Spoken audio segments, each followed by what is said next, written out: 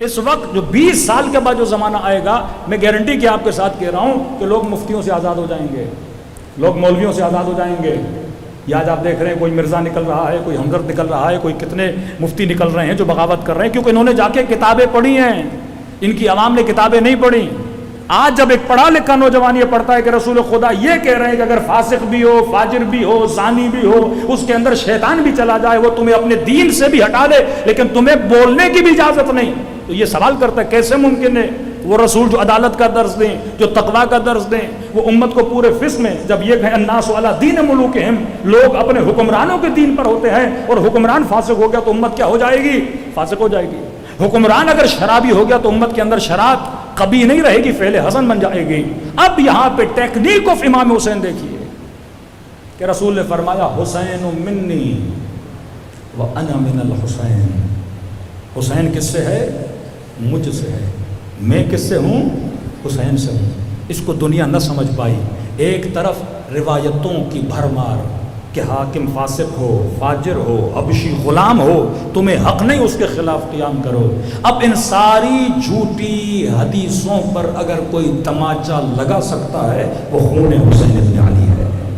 کہ کیسے ممکن ہے کہ حسین اپنے نانا کی حدیث پہ عمل نہ کریں؟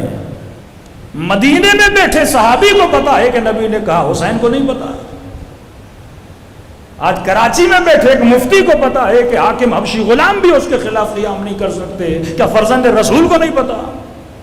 کیا حسن ابن علی کو نہیں پتا؟ تبھی کا حسین منی و انا من الحسین. حسین مجھ سے ہے، میں کس سے ہوں؟ حسین سے ہوں. کیا یہ ساری روایتیں امام حسین کو نہیں تھی پتا؟ کہا جو قیام کرے وہ دین سے خارج، جو قیام کرے وہ اللہ کے دربار میں ذلیل ہو جائے گا، جو قیام کرے اسے دنیا میں رسوائی، آخرت میں رسوائی ملے گی، جو قیام کرے اس کا قتل جائز ہے. اسی بنیاد پر واقع ہررا پیش آیا. پھر جب جناب حجاج ابن یوسف کو مدینہ بھیجا اور عبداللہ ابن زبیر کو قتل کر دیا گیا، انہی روایتوں کی بنیاد پہ گلے کاٹے گئے. انہی روایتوں کی بنیاد پہ پوری امت کو کیا کیا گیا؟ خاموش کیا گیا کہ آپ کا نہ جائے کہ حاکم کیا کر رہا ہے، جو کرے کرتا رہے. اب آئیے اپنے زمانے میں دو فلسفیز بنی. ایک لائن ان لوگوں نے کھینچی جنہوں نے کہا حکما کے خلاف قیام کرنا حرام. ایک لائن امام حسین نے کھینچی، کہا ذلت کی زندگی سے عزت کی موت بہتر ہے. دنیا میں رسوا ہو کے رہوں اس سے بہتر ہے کہ اللہ کے دربار میں عزت پا کے اٹھایا جاؤں. نکل رہے ہیں، کہہ رہے ہیں خرج تو اصلاح امت، یہ بگڑی ہوئی امت کی میں حسین اصلاح کرنا چاہتا ہوں. جنہوں نے میرے نانا تک کو نہیں چھوڑا، جھوٹی جھوٹی حدیثیں رسول خدا پہ لگائیں. جناب ابو ہریرہ جب کوفے جاتے ہیں تو کوفے کی مسجد میں دو زانو لگا کے بیٹھتے ہیں اور اپنے سر پہ ہاتھ مار کے کہتے ہیں اے اہل کوفہ، میں نے سنا ہے تم کہتے ہو میں رسول پہ جھوٹ باندھتا ہوں، جھوٹی حدیثیں بولتا ہوں.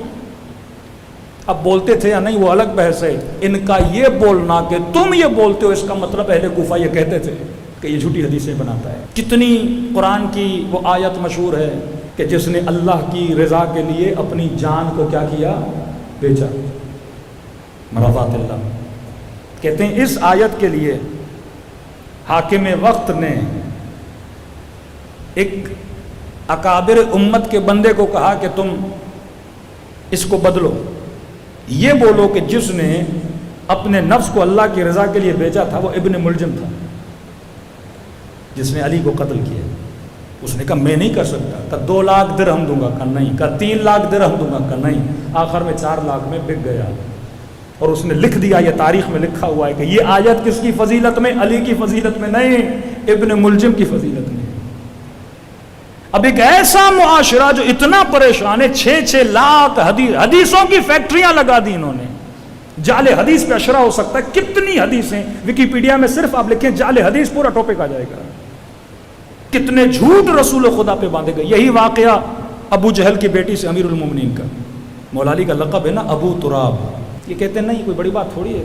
یا یہ ہے کہ فاطمہ تو بضعۃ منی، فاطمہ میرے جگر گوشہ ہے، جس نے فاطمہ کو تکلیف دی اس نے مجھے تکلیف دی. آپ اس کو کہاں فٹ کرتے ہو؟ رسول کے جانے کے بعد. کہتے ہیں نہیں، یہ نبی نے علی کے لیے کہا تھا. نبی کو خبر پہنچی کہ علی ابو جہل کی بیٹی سے شادی کر رہے ہیں. رسول نے فرمایا کافر کی بیٹی نبی کی بیٹی ایک گھر میں جمع نہیں ہو سکتے. اور کہا جا کے علی کو کہو اگر شادی کرنی ہے پہلے میری بیٹی کو چھوڑے. اور پھر کہا فاطمہ تو بضعۃ منی، میرے جگر کا ٹکڑا ہے، جس نے اسے تکلیف دی اس نے مجھے تکلیف. پوری فلم انہوں نے پلٹا دی مولا علی کے لیے تاکہ لوگ بھول جائیں تکلیف کس نے دی تھی، دروازے پہ کون گیا تھا، حق کس نے چھینا تھا، سارا امیر المومنین پہ لا کے کھڑا کر دیا. فیکٹری کہاں سے چل رہی ہے؟ شام سے چل رہی ہے. علی نماز نہیں پڑھتا. یہ جنگ صفین والوں کے نعرے ہیں. علی ابن ابی طالب عثمان کا قاتل ہے، یہ جنگ صفین کے نعرے ہیں. حالانکہ ہمارے علماء کی تحقیق ہے کہ عثمان کے قتل میں بھی یہ بنو مروان شامل تھے. اب مصر کے لوگ آئے جن کا اختلاف تھا جناب عثمان سے. کس قدر مظلومیت امیر المومنین کہ نہج البلاغہ مولا فرماتے میں نے اتنی حمایت کی عثمان کی، اتنی حمایت کی کہ امت میں خلیفہ کشی کی رسم نہ چلے، لیکن مجھے ہی کہا جا رہا تھا کہ علی نے عثمان کو مارا ہے. آپ سمجھیے کچھ لوگ پروٹیسٹ کرنے آئے ہیں، امیر المومنین ان سے مذاکرات کر رہے ہیں کہ میں تمہاری باتیں کروں گا عثمان سے، معاملے کو حل کرتے ہیں. کہتے معاملہ حل ہو گیا. انہوں نے کہا ٹھیک ہے ہم نہیں مارتے، ہم واپس جاتے ہیں، حکومت کے خلاف ہم نہیں اٹھتے. اتنے میں اب تاریخ کہتے ہیں کسی شخص نے اس بیچ میں بولا یہ اونٹ حکومت کا اونٹ جا رہا ہے. اب یہ بندہ کون ہے پتہ نہیں، بیچ میں اونٹ کہاں سے آیا پتہ نہیں. اب جس طرح سرکاری گاڑی پہ نمبر پلیٹ ہوتی ہے، اس زمانے میں جو سرکاری اونٹ ہوتے تھے ان پر ایک مہر لگی ہوتی تھی. جس طرح ٹیٹو بن جاتا ہے اسی طرح جلا کے اس کے بدن پہ ایک مہر لگاتے تھے، لال رنگ کی مہر. جیسے مہر دیکھی انہوں نے کہا حکومت کا اونٹ جا رہا ہے. سب نے کہا روکو روکو چیکنگ کرو اس میں کیا ہے. جیسے کبھی آپ مذاکرات کر رہے ہو، کوئی حکومت کی پارٹی کا جاسوس آپ کے اندر آ جائے تو فوراً کہتے سے روکو اس کی تلاشی کرو، کوئی ڈیوائس نہ ہو، کوئی ریکارڈر نہ ہو، ہماری باتوں کو ریکارڈ کر رہا ہے. انہوں نے کہا اونٹ کی تلاشی لو. سارے اونٹ کی تلاشی لی، کچھ بھی نہیں ملا. پھر یہی بندہ جس نے کہا یہ سرکاری اونٹ ہے پھر یہی بولتا ہے کہ اس اونٹ کے اوپر مٹکا بھی اسے چیک کرو. اس نے مٹکا کا وزن ہے مٹکے میں، لگتا ہے پانی ہے. کہا نہیں اسے کھولو خالی کرو شاید پانی نہ ہو. اب اسے کیسے پتا؟ علم غیب آ رہا ہے اس میں.